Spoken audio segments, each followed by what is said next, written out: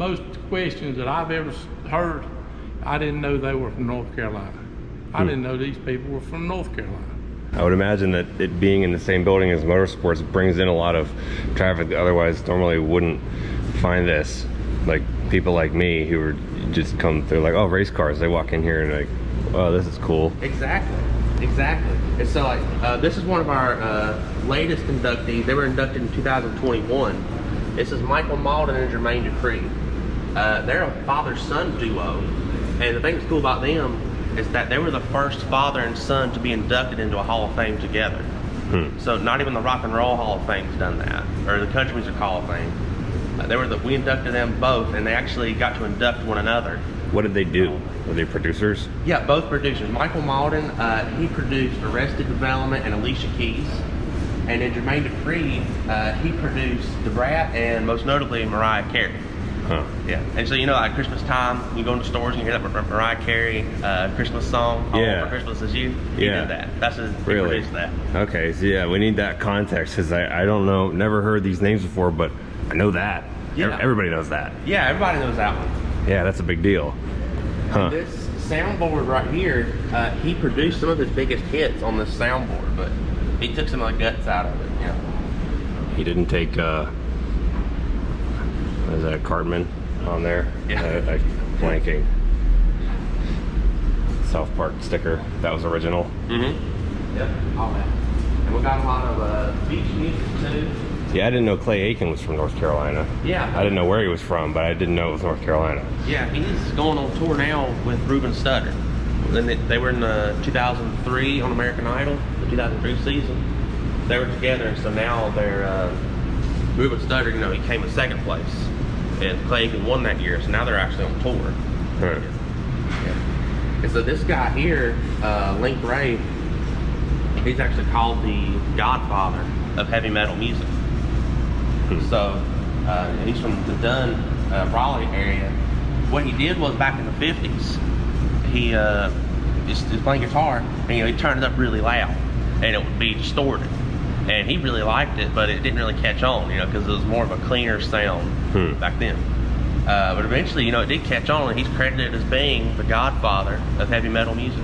So one of the criteria for being in our Hall of Fame, I should have said this earlier, was you have to be either born in or lived in North Carolina for a significant amount of time, so you have to be from here, and you have to have 10 years of national popularity. So for instance, this lady here, Tori Amos, contemporary rock singer and piano player, she's actually not from here. Her family were evangelists from up north, and so they were coming down through the south here, and while they were here, it was in Newton. She was just born here. And she was here for just a few weeks, but she still called North Carolina home, and so she still technically qualifies to be inducted. And then this guy over here, he produced R.E.M's first ever album, Mitch Easter. He produced their first album, and the 40-year anniversary just happened of that album. It's been out for 40 years.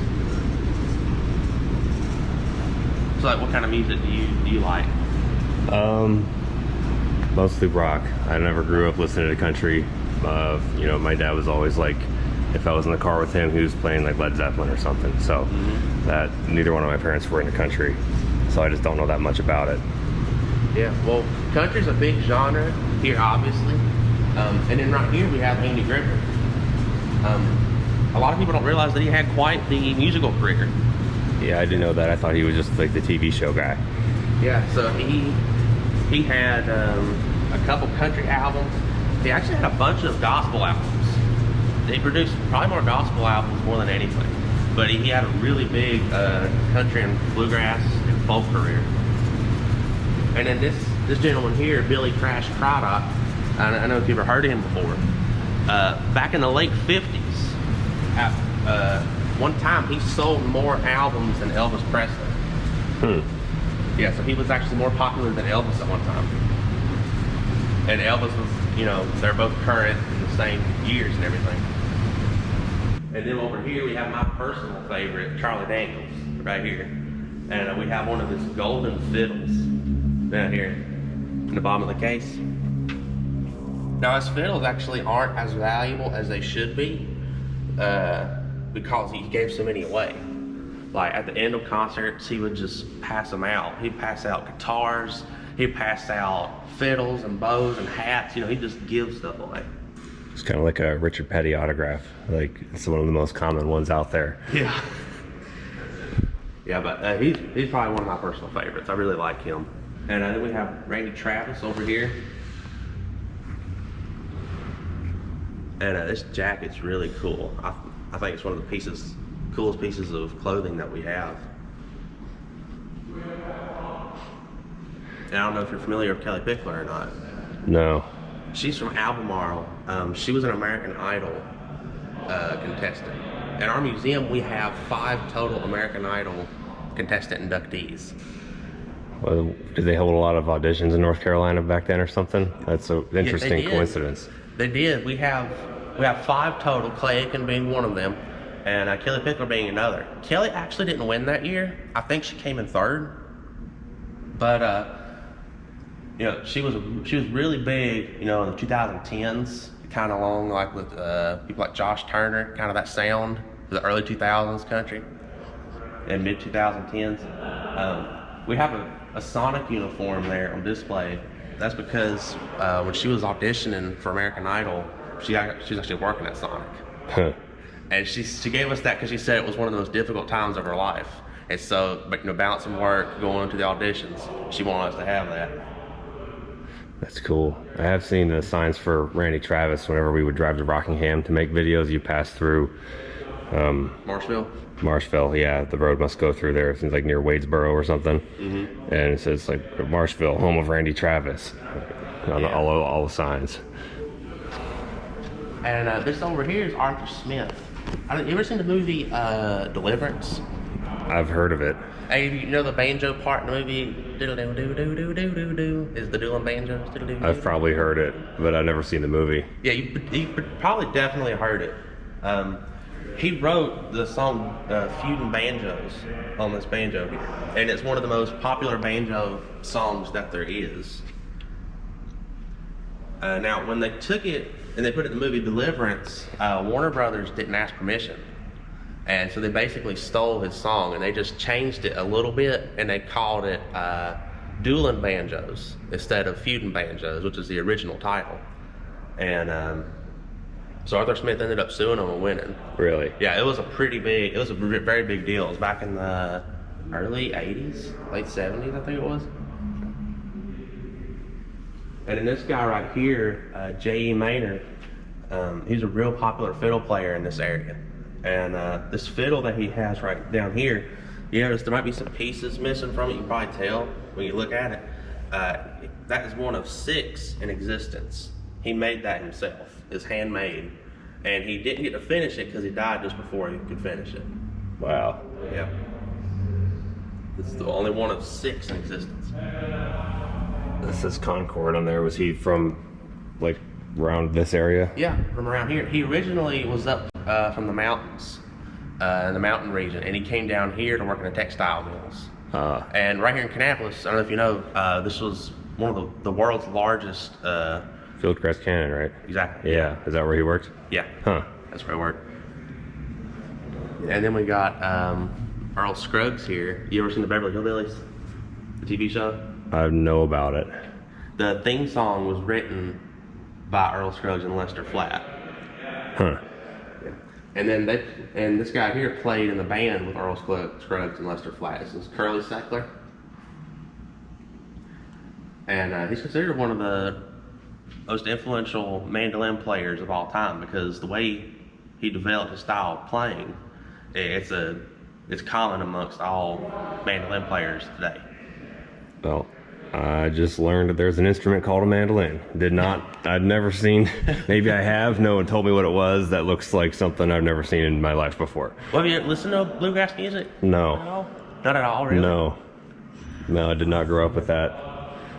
Man, you should definitely, give it a shot. I mean, it's pretty amazing. A lot of people say that. They come in here and they're like, I've never heard of this kind of music before. I'm going to start listening to it. And one funny story, every year in October, we have our induction ceremony. And that's where I bring in our new class of inductees every year. This one lady, she came in and she said, I never heard of this one guy before, but after hearing him live perform, she said, I'm a big fan now. She's a country artist. She never really listened to country music before, didn't really know exactly what it was. She was a huge fan after the induction ceremony, after hearing him. Yeah, it was just like my grandma was from Buffalo, New York, and she always listened to jazz. That was her thing, but I didn't know who any of the people were. It was, it all kind of sounded the same to me when I was little. And my parents didn't listen to older stuff. They were both born in the 60s, so they were like rock stuff. So where are you from originally? Pennsylvania, Pittsburgh. Okay. Yeah, I've been watching some of your videos since the last time you came. I've been watching some pretty cool stuff on there. Thank you. It's like all this stuff is interesting to me. I just personally don't know what it is, much like somebody who knows this, looking at cars over there, and you can tell them about it, like, yeah, that looks cool, but I don't know anything. Like, I have no context to really understand exactly what I'm looking at, but like, I'll take your word for it, kind of thing. Yeah. Yeah. So we can come down here and I always like learning new things. yeah, well, that's what a lot of people say. They come in here and they'll either come in here and see the cars, or a lot of people come in here because they hear about the music. And I have heard of him before. John Coltrane? Yeah, probably in music class in middle school or something. Yeah, whenever people study music at school, he's always one that comes up because he's such a textbook jazz player. And then next to him, Nina Simone's probably the most recognizable voice in all of jazz music. Just Tryon, west of Charlotte. Oh yeah. Have you ever heard of the Squirrel Nut Zippers before? This band right here? No, but that's a cool name. Yeah, they do a lot of old time jazz, like stuff you don't hear anymore, like stuff that was real popular in like the 20s and the 30s. They do it and they make it new and they make it their own. It's really cool the way they do it. That is neat. And we're about to announce our class for this year in a few weeks. So this guy right here is a Charlie Poole. A lot of people know the birthplace of country music to be Bristol, Tennessee. That's what's kind of, in Virginia, that's kind of what is commonly agreed on in the music world. Well, actually, this guy predates all those artists, and he's from Statesville. Just 45 minutes from here. Yeah. It's a lot of the first generation stars, like Bill Monroe, the Carter family, Jimmy Rogers. He predates all those, and you can hear in his music, you can hear where people have picked up from his style in those older recordings. So he actually predates. Interesting. Yeah. It's fascinating that as more time goes on, stuff like this is uncovered. Like, people have, different corners of the world show up with different evidence of different people doing different things, and it kind of rewrites history as it gets discovered again. Exactly. And so, not many people know who Charlie Poole is, because he died in the late 1930s. He died in the 1930s, but his impact was in those first, you could call it the first generation of true country music stars. Bill Monroe, Jimmy Rogers, people like that. And then, last but not least, we have Bernard Edwards. He was in the band Chic. They were a funk group, and they did the songs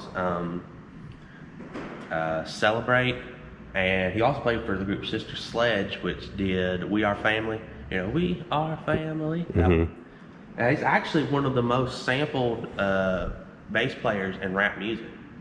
So a lot of rap, especially in the 90s, early 90s, late 80s, you can hear a lot of his beats being sampled. Interesting. You get royalties from that?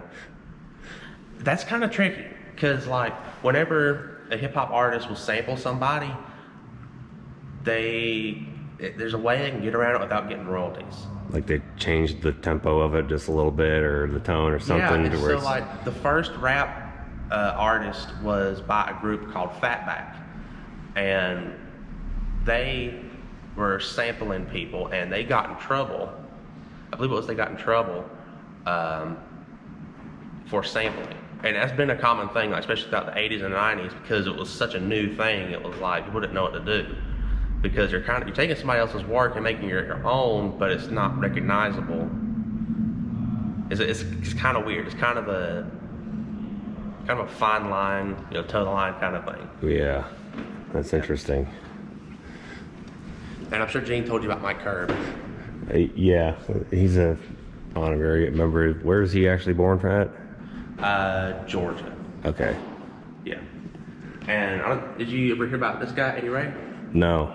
So Eddie Ray still is, one of Mike's closest friends. Eddie Ray was born here. He was born in Franklin, North Carolina. He was the first black music executive ever. As far as we can tell from our records, he was the first black music executive ever. And when he was working at Capitol Records, I believe it was, Mike Curb came in and wanted to audition for him. Eddie told Mike, he said, you come in in a few weeks and audition for me and I'll listen to you. Well, he anticipated Mike, to just forget it and he'd move on because he was just a kid. He was like 17. But he showed up on time and he showed up exactly when he told him to. And Eddie listened to him and he signed him to his record deal. And you can see that big black and white picture there. You can see Eddie Ray in the middle. Yeah. And sitting at the desk is Mike Curb when he was only 17. That's him signing his first record deal. Is that how he got his start to start his own record company? Yeah. Do you know what the timeline of that is? Because I don't know that. Well, he started Curb Records. It was late 60s. So all this happened in the early mid 60s, and he started his own label in the late 60s. They originally called it Sidewalk Records because when he wanted to name it Curb, they said that it sounded too much like another label that was out at the time called Cub. And so for a few years it was Sidewalk Records, and a lot of the real popular 60s bikers movies and like beach movies that were real popular back then, he did a lot of soundtracks for those. But his big break came with the song Burning Bridges that he did for the movie Kelly's Heroes, the war movie. I don't think I've seen that.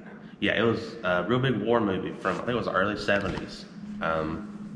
The song Burning Bridges was his first big hit and it went #1. And that was kind of what launched him into his career of writing a lot of movie scores and writing a lot of music for movies. Is that what got him to the point where he could start sponsoring race teams and do that? Interesting. Yeah, so I guess you could say the record label funded the racing hobby, which is really his two passions, music and racing, and it works perfectly together. Yeah, that's cool. Was he around racing growing up or interested in it? Like, where did that come from? I'm not sure exactly. I don't think he raced on his own. It's just always been a hobby of his, something I really like. Now he does a lot of work in truck racing. Truck racing is one of his favorites. Like the truck series? Yeah. Yeah, I like the truck series too. And then I saw you went to the Petty Brothers. Yeah. One of your videos a few weeks back. When Petty Enterprises went under, was it Petty Enterprises that went under in the 80s? And then that's when Mike Curb picked up and had I don't know what they went under, or Richard got mad and left or something, but today you really don't hear a lot about Mike Curb, as you should, in the racing industry. But he has been like a major influence. Definitely. I think that's really cool because he doesn't have to sponsor cars anymore. I mean, he could do the rest of his life just fine and, mind his own business, but he continues to support, even grassroots forms of racing. And that's awesome because he doesn't have to, he does it because he cares. Yeah, exactly. And, back talking about Eddie Ray, the reason why we have such a big exhibit for him is because he was our first executive director of the Hall of Fame. Yeah, and so Mike, when he found out about this organization, he came to Eddie and he said, "Eddie, aren't you from North Carolina?" And he said, "Well, there should be a museum in North Carolina." And, he found us and he wanted to put Eddie, kind of put Eddie at the helm of it and say, "Eddie, I want you to run this. because you're from North Carolina. I think you do a good job at it. And so that's what happened there. And he was our executive director until about like 6-7 years ago. History's fascinating no matter what it is. Whether it's cars, music, machinery. It all goes together. Buildings, yeah, it's just American history, and it's cool. There's always lessons to be learned, especially from people who end up in places like these. Yeah. They all did something right. Well, that's about everything. We didn't show you all because we want people to come see us. Our address is 600 Dale Earnhardt Boulevard, Kannapolis, North Carolina. And if you're ever over this way, come see us. The admission is free. We don't charge anything. We do have a little donation bucket that we put stuff in, but need to come see us. Yeah. Our phone number here is 704-938-6121.